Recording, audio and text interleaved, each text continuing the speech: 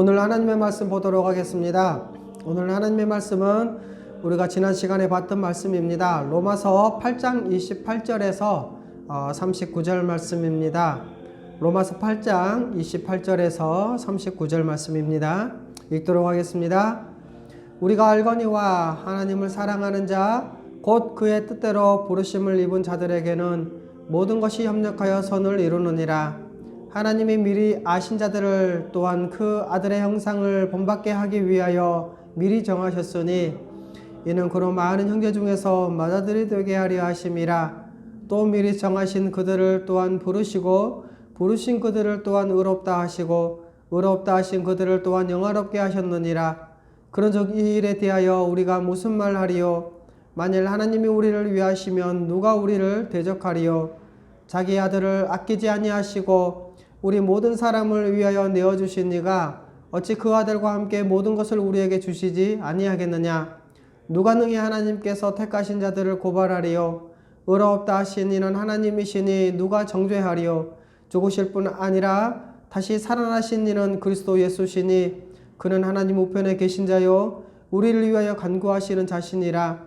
누가 우리를 그리스도의 사랑에서 끊으리요? 환난이나 곤고나 박해나 기근이나 적신이나 위험이나 칼이랴. 기록된 바 우리가 종일 주를 위하여 죽임을 당하게 되며 도살할 양같이 여김을 받았나이다 함과 같으니라. 그러나 이 모든 일에 우리를 사랑하시는 이로 말미암아 우리가 넉넉히 이기느니라. 내가 확신하노니 사망이나 생명이나 천사들이나 권세자들이나 현재 일이나 장래 일이나 능력이나 높음이나 깊음이나 다른 어떤 피조물이라도 우리를 우리 주 그리스도 예수 안에 있는 하나님의 사랑에서 끊을 수 없으리라. 아멘. 오늘은 지금까지 우리가 배워왔던 복음의 핵심 칭의와 구원 마지막 25가 마지막 파트인데요. 큰 주제는 이렇습니다. 하나님께서 지금도 의인을 위해 일하시기에 영원한 구원을 확신할 수 있다라는 이 큰 주제를 가지고 말씀을 전해드리도록 할 텐데요. 먼저 지난주 내용을 간단하게 살펴보고 말씀을 전해드리도록 하겠습니다. 지난주에 우리는 하나님은 그분이 미리 정하시고 부르신 자들, 그분이 사랑하시는 자들을 위해서 일하신다라고 말씀을 드렸죠. 하나님이 우리를 위해서 이렇게 적극적으로 일하고 계시고 하나님의 이 적극적인 일하심 때문에 말할 수 있는 것들이 있는데, 첫 번째는 뭐냐? 우리는 거룩의 길 위에 서 있는 것이고 또 우리는 외롭지 않다는 것이고요. 두 번째는 우리에게 수많은 일들이 이렇게 벌어지고 있지만 우리의 사소한 일들 하나도 그저 평범하거나 의미 없는 일이 없다라는 것입니다. 왜냐하면 거기에는 하나님의 손길이 다 스며가 있기 때문에 우리가 하는 모든 것이 다 의미를 부여하고 그리고 하나님의 도우심에 감사하는 것이다 라고 말씀을 드렸죠. 마지막 세 번째로는 하나님의 일하심이 있기 때문에 바로 우리 같은 자들이 예수 그리스도를 닮아갈 수 있다는 것입니다. 얼마나 큰 은혜입니까? 여러분, 우리가 신앙생활하면서 이렇게 여기까지 오게 된 것은 다 말로 표현할 수 없는 그 수많은 하나님의 일하심의 은혜가 있었기 때문에 그 결과로 우리가 여기에 있게 된 것이죠. 그래서 우리에게 일어난 모든 것들이 다 하나님의 은혜다라고 말할 수 있다라고 말씀을 드렸습니다. 방금 말씀드렸던 하나님께서 지금도 의인을 위해 일하시기에 영원한 구원을 확신할 수 있다라는 큰 제목으로 여러분에게 말씀을 전해드릴 텐데요. 첫 번째는 이렇습니다. 하나님은 의인에게 일어나는 모든 일들이 바로 선을 이루도록 역사하신다는 것이죠. 28절 이 말씀하고 있잖아요. 우리가 알거니와 하나님을 사랑하는 자 곧 그의 뜻대로 부르심을 입은 자들에게는 모든 것이 협력하여 선을 이루느니라 라고 말씀을 하고 있죠. 여러분, 지금 어떤 문제들에 봉착해 있습니까? 여러분, 하나님은 그 모든 일, 우리가 겪는 어떤 환난, 고난 또는 어려움, 심지어 사소하게 스쳐 지나가는 우리의 수많은 일 가운데서도 이렇게 일하고 계시고 또 우리의 행복해하는 그 일 가운데서 일하고 계신다는 것입니다.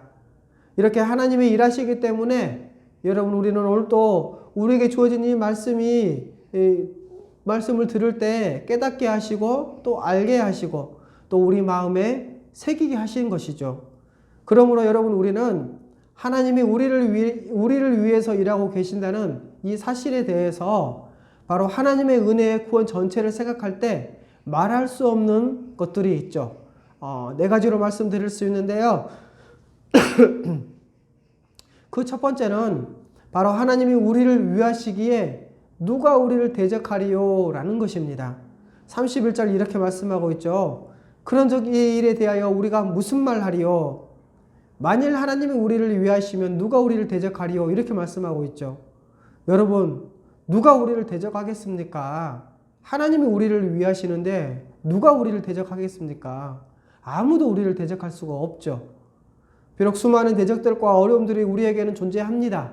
세상에 핍박과 유혹, 죄와 또 사탄이 있죠. 하지만 우리에게는 여전히 새 마음이 있고요. 그리고 하나님의 창조하신 그 창조의 세계가 있고 그 창조 세계는 너무나도 아름답죠. 하지만 이 세계 안에는 악한 자들이 만들어 놓은 세상이 만만치가 않습니다. 우리는 이 악한 이 세상에 둘러싸여 있어서 우리가 아침에 눈만 뜨면 악한 세상의 문화와 또 악한 자들과 직면하게 되어 있어요. 세상의 유혹과 핍박, 그리고 사탄이 끊임없이 우리를 넘어뜨리고 또 미혹하고 대적합니다. 믿음을 잃어버리게 하려고 하고요. 우리의 삶을 황폐하게 만들려고 합니다.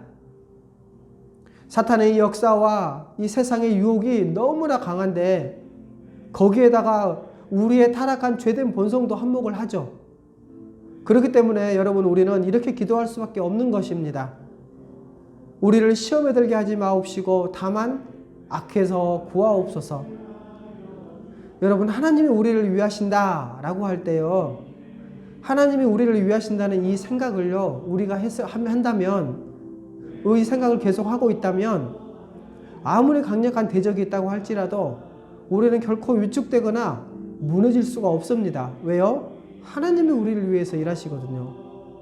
이렇게 하나님이 우리를 위해서 일하시기 때문에 사탄은 우리를 대적할 수가 없습니다.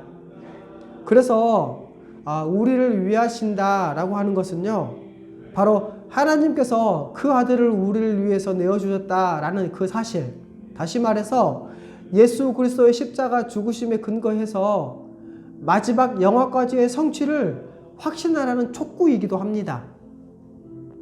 로마서 8장 32절 이렇게 말씀하고 있죠.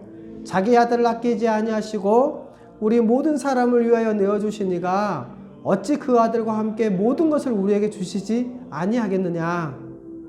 여러분, 이것은요, 하나님은 우리에게 어떤 분이시냐 라고 이렇게 얘기할 때 바로 십자가로 돌아갑니다. 하나님이 정말 우리를 위해서 일하십니까? 라고 하는 것 할 때 십자가를 보라는 거예요. 하나님이 우리의 대적을 물리치실까? 그럴 때 십자가를 바라보라는 거랍니다. 바라보라는 겁니다. 왜요? 바로 자기 아들을 아끼지 아니하시고 우리 같은 자들을 위해서 내어주시지 않았느냐라고 말씀하고 있잖아요. 여러분, 하나님은요, 우리에게 그분의 모든 것을 다 내어주셨습니다.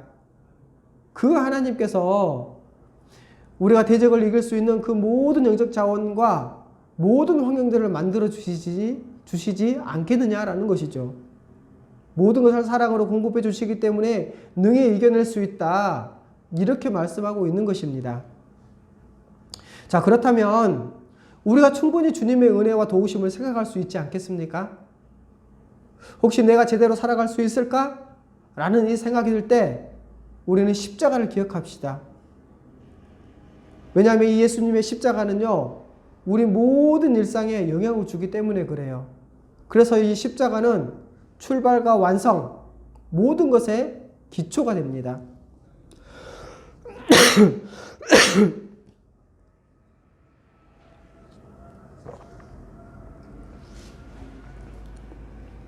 그래서 옥타비누스 윈슬로우라는 사람이 이런 글을 썼습니다. 들어보십시오. 누가 예수님을 죽음에 내어주었는가? 유다가 돈 때문에 내어준 것도 아니고 빌라도가 두려움 때문에 내어준 것도 아니며 유대인들이 시기 때문에 내어준 것도 아니다. 바로 하나님 아버지가 사랑하시기 때문에 그렇게 하신 것이다. 이렇게 글을 썼습니다.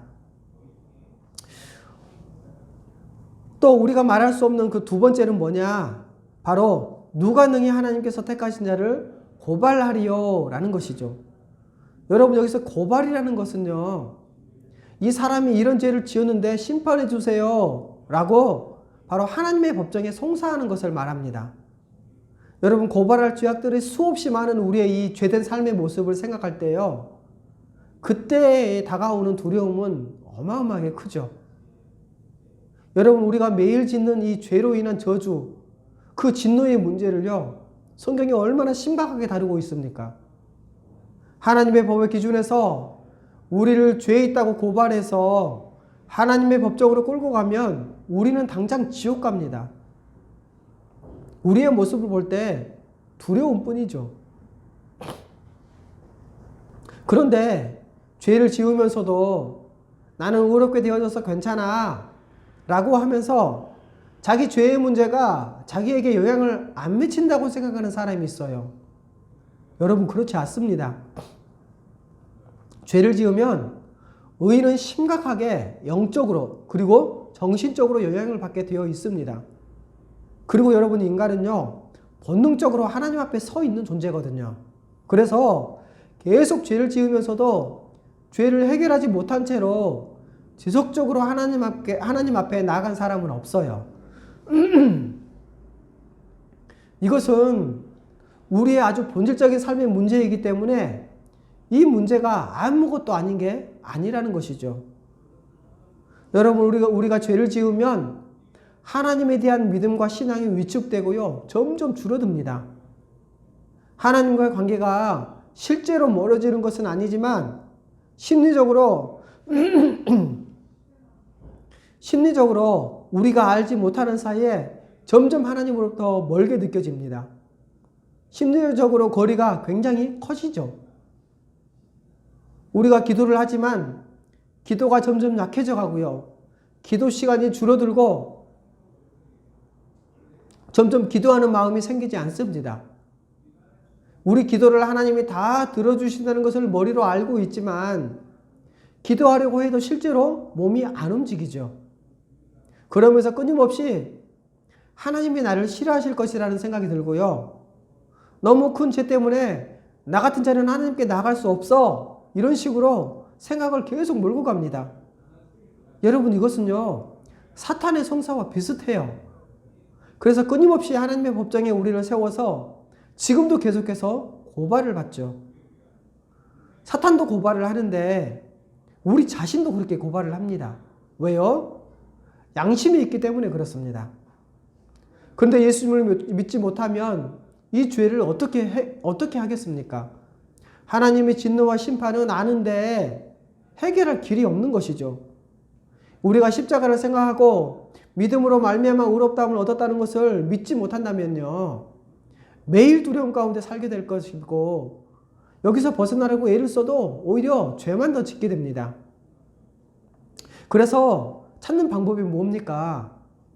헌금을 좀 많이 해보고 또 봉사도 해보고 헌신도 해보고 심지어 자기를 채찍질하면서 고행도 해보고 어떻게든 벗어나려고 하는데 되겠습니까? 안 됩니다. 이것은 너무나도 두려운 것이죠. 우리의 죄는요, 우리에게 큰 두려움을 불러일으킵니다. 그런데 여러분, 놀랍게도 성경은 그렇게 할 수 없다고 하죠. 우리를 고발할 수 없다고 합니다. 왜냐하면 우리의 이 의롭다는 그 선고는요, 하나님의 최종 법정에서 이루어진 일이거든요. 하나님이 하신 판정이기 때문에 그렇습니다. 비록 우리가 이렇게 죄를 짓고 또 연약하지만 이것을 하나님의 법정에서 고발해서 우리로 하여금 하나님의 저주와 진노 가운데서 다시 들어가게 할 수 없다라는 것이죠. 하나님이 의롭게 하셨습니다. 그래서 로마서 8장 33절 이렇게 말씀하죠. 누가 능히 하나님께서 택하신 자들을 고발하리요? 의롭다 하신 이는 하나님이시니. 여러분, 하나님의 법정이 최고의 법정이고 이 하나님의 법정에서 선고를 내리신 분이 바로 하나님이시라는 겁니다.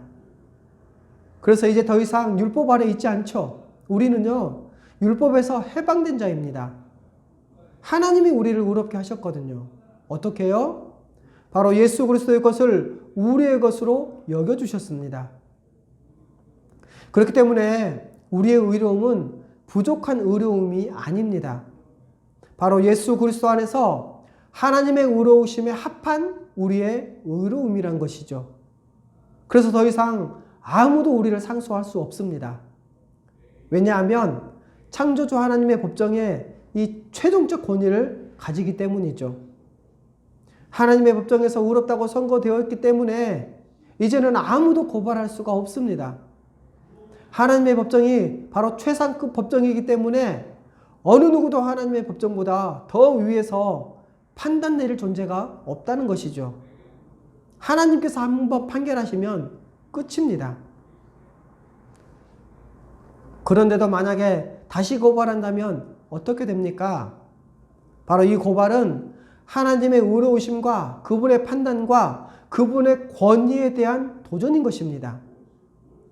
그런데도 사탄이 우리를 얼마나 고발하는지 모르죠. 사탄은 우리가 하나님 앞에 지은 죄, 자백하고 이미 회개한 과거의 죄까지 끄집어내서 우리를 굉장히 무력하게 만들 수 있죠. 왜냐하면요, 이 마귀, 디아블로스, 이 마귀는요, 비방자, 중상자거든요. 계시록 12장 10절에는 우리 형제들을 하나님 앞에서 밤낮 참소하는 자라고 말합니다. 마귀 사탄, 그 이름, 그 존재 자체가 참소하는 자입니다. 우리를 고발하는 자이기 때문에 그렇죠. 그래서 우리가 죄를 지으면 율법을 갖다 대면서 하나님, 어떻게 이런 자를 용서할 수 있습니까? 이들을 다 죽이셔야 합니다. 이렇게 고발합니다. 여러분, 이 문제가 우리 신앙생활에 끊임없이 괴롭히죠. 우리 신앙생활 가운데서. 바로 죽을 때까지요. 그런데 예수 그리스도로 말미암아 하나님이 의롭다고 여기시는 것이죠. 여러분, 사탄의 고발이 항상 이루어지고 있기 때문에 하나님의 법정에서 우리가 어떤 존재인가를 분명히 알고 또 확인하고 명백하게 우리 마음에 새기는 것이 필요합니다. 그래서 우리 자신도요, 자기 스스로 자신을 고발하면 안 되는 것입니다. 하나님이 나를 어떻게 보실까? 이런 생각을 할 필요가 없는 것이죠. 자, 그러면 죄를 지어도 당당하란 말입니까? 그런 게 아닙니다. 근본적으로 우리와 하나님과의 관계에 의심하면 안 된다는 말이죠. 왜요? 바로 하나님의 이 우리를 의롭다 하심의 판정은요, 영원하기 때문에 그렇습니다. 하나님이 우리를 의롭다고 하시는 그 판정은요, 어느 누구도 취소할 수 없어요. 그러므로 하나님 앞에서 의롭다 하심을 얻은 자들은요, 어떤 고발도 당하지 않습니다. 그렇기 때문에 여러분, 우리는 이 부분에 대해서 사탄이 다시는 괴롭히지 못하도록 확고하게 하나님 앞에 예수 그리스도의 은혜를 가진 자로 담대하게 서야 합니다. 이제 우리는 믿음으로 말미암아 날마다 하나님 앞에 담대히 나가야 하는 것이죠. 또 우리가 말할 수 없는 그 세 번째는 뭐냐? 누가 우리를 정죄하리요? 라는 것이죠. 여러분, 정죄라는 것은요, 유죄 판결을 내려서 그 죄의 형벌을 받게 하는 겁니다. 여러분, 고발할 죄악들이 많은 우리가요, 피할 수 없는 그 무시무시한 심판에 대한 두려움이 있을 수밖에 없죠. 하나님의 심판을 두려워하고 저주에 대해서 두려워할 수 있습니다. 하지만요, 정죄에 대해서 말할 수는 없다라는 거예요. 누구도 우리를 정죄하지 못합니다. 왜냐하면 바로 우리가 당할 이 정죄를 우리 주 예수 그리스도께서 대신 받으셨거든요. 우리 주님께서 대속적, 형벌적 죽음을 당하셨습니다. 그래서 로마서 8장 34절 이렇게 말씀하잖아요. 누가 정죄하리요? 죽으실 뿐 아니라 다시 살아나신 이는 그리스도 예수시니 그는 하나님 우편에 계신 자요 우리를 위하여 간구하시는 자시니라. 여러분, 예수님은 우리 죄를 대신해서 죽으신 분이 바로 예수님이십니다. 그리고 그 죽음의 효력은요, 영원하죠. 그리고 그 죽음의 범위는요, 모든 시대와 모든 세대를 다 덮습니다. 왜요? 하나님이시기 때문에.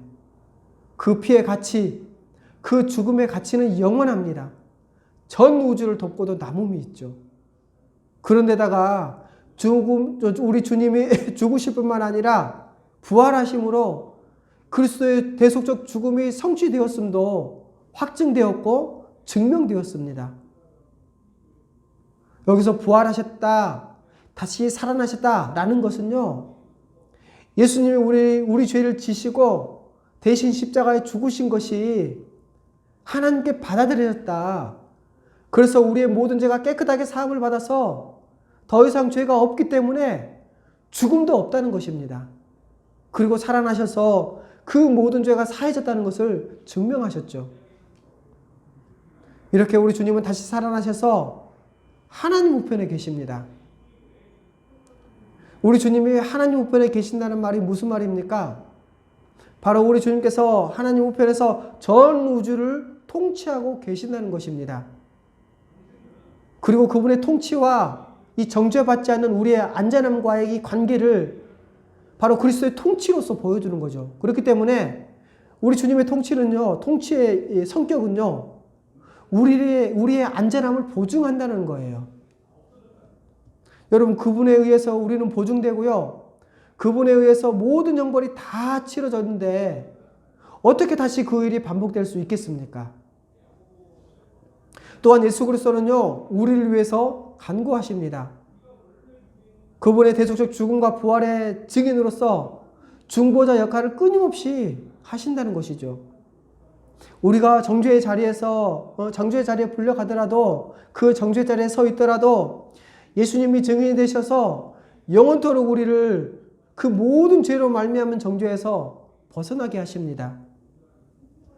마지막으로 말할 수 없는 네 가지 마지막, 바로 누가 우리를 그리스도의 사랑에서 끊으리요?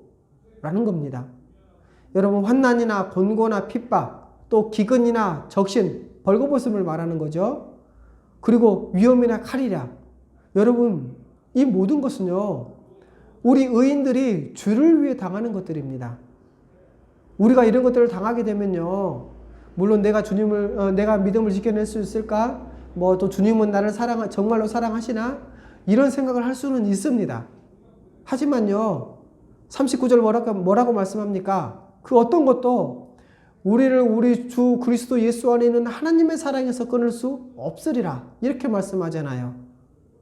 여러분, 우리는 어려움이 있을 때 마치 우리가 견뎌내야 된다고 생각을 합니다.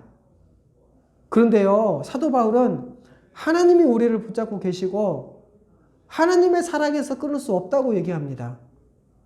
우리는 내 자신을 붙잡아야 된다고 생각을 하는데 하나님이 우리를 붙잡고 계신 것이죠. 그리고 그 어떤 것도 끊을 수 없습니다. 혹시 어려움이 닥쳐오면 우리는 겁이 나죠. 아주 혹독한 핍박이 닥쳐올 때는요, 과연 견딜 수 있을까? 라는 이런 염려도 되고요, 두려울 때도 있습니다. 하지만 하나님이 우리를 붙잡으시면요, 우리는 하나님을 배반하지 않고 심지어 우리가 불 속이라도 뛰어들게 그렇게 만드십니다. 그래서 사도 바울은요, 로마서 8장 36절에서 바로 시편 44절 말씀을 인용하죠. 기록된 바 우리가 종일 주를 위하여 죽임을 당하게 되며 도살할 양같이 여김을 받았나이다 함과 같으니라. 여러분, 사도 바울은요, 신자의 삶을 여기서 지금 어떻게 표현하고 있습니까? 세상에서 죽임을 당할 양같이 당하고 결국에는 죽임을 당한다고 하죠. 그렇지만 그 어떤 것도 그리스도의 사랑에서 끊을 수 없다는 것입니다. 이렇게 여러분, 사도 바울은요, 자신의 체험에 기반해서 신앙 고백을 하고 있는데요, 바로 고린도후서 6장 4절에서 10절 말씀입니다. 읽어드리겠습니다. 오직 모든 일에 하나님의 일꾼으로 자천하여 많은 견디는 것과 환난과 궁핍과 고난과 매맞음과 갇힘과 난동과 수고로움과 자지 못함과 먹지 못함 가운데서도 깨끗함과 지식과 오래 참음과 자비함과 성령의 감화와 거짓없는 사랑과 진리의 말씀과 하나님의 능력으로 의의 무기를 좌우에 가지고 영광과 욕됨으로 그러했으며 악한 이름과 아름다운 이름으로 그러했느니라. 우리는 속이는 자 같으나 참되고 무명한 자 같으나 유명한 자요 죽은 자 같으나 보라 우리가 살아있고 징계받은 자 같으나 죽임을 당하지 아니하고 근심한 자 같으나 항상 기뻐하고 가난한 자 같으나 많은 사람을 부유하게 하고 아무것도 없는 자 같으나 모든 것을 가진 자로다. 여러분, 사도 바울은 자신의 신앙 고백을 이렇게 하고 있습니다. 그러면서 사절 이렇게 말씀하고 있죠. 하나님의 일꾼으로 자천했다고요. 여러분, 신자는요, 복음을 위해서 자천해서 고난을 당하는 경우가 많습니다. 물론 이것을 세상 사람들이 보면 마치 우리가 바보 같을 것입니다. 그래서 고린도후서 11장에서 사도 바울이 자신이 어떤 고난을 자처해서 당했는지를 설명을 하고 있거든요. 고린도후서 11장 23절에서 27절입니다. 읽어드리겠습니다. 그들이 그리스도의 일꾼이냐 정신없는 말을 하거니와 나는 더욱 그러하도다. 내가 수고를 넘치도록 하고 옥에 갇히기도 더 많이 하고 매도 수없이 맞고 여러 번 죽을 뻔했으니 유대인들에게 40에 하나 감한 매를 5번 맞았으며 3번 태장으로 맞고 1번 돌로 맞고 3번 파선하고 일주일을 깊은 바다에서 지냈으며 여러 번 여행하면서 강의 위험과 강도의 위험과 동족의 위험과 이방인의 위험과 시내의 위험과 광야의 위험과 바다의 위험과 거짓 형제 중에 위험을 당하고 또 수고하며 애쓰고 여러 번 자지 못하고 줄이며 목마르고 여러 번 굶고 춥고 헐벗었노라. 여러분, 사도 바울이 이런 일을 당하고서 어떻게 말합니까? 도살할 양같이 여김을 받았다, 이렇게 말을 하고 있습니다. 그럼에도 나를 그리스도의 사랑에서 끊을 수가 없다 라는 이것을 믿고 견뎌낼 수 있었던 것이 아니겠습니까? 여러분, 어떤 것이라도 결코 우리를 그리스도의 사랑에서 끊을 수가 없습니다. 이렇게 말하고서 37절 보면은요, 그러나 이 모든 일에 우리를 사랑하시는 이로 말미암아 우리가 넉넉히 이기느니라, 이렇게 말씀하고 있죠. 여러분, 우리를 사랑하시는 이로 말미암아, 이것이요 바로 그리스도의 통치의 두 번째 성격이라고 말할 수 있습니다. 우리를 사랑하신다는 것이죠. 그리고 여러분, 우리를 사랑하심은요 바로 문법의 시제로서 부정 과거 시제래요. 바로 십자가 사건을 의미한다는 겁니다. 우리를 사랑하심이 십자가 사건으로 드러났다는 것이죠. 우리를 위해서 십자가에서 죽으신 그리스도의 사랑은요, 그래서 그 어떤 것도 끊을 수가 없습니다. 그분의 사랑은요, 죽기까지 사랑하심이잖아요. 가장 큰 사랑하심입니다. 그러기에 넉넉히 이길 수 있죠. 이제 신자는 어떤 고난에도 결코 실패할 수가 없습니다.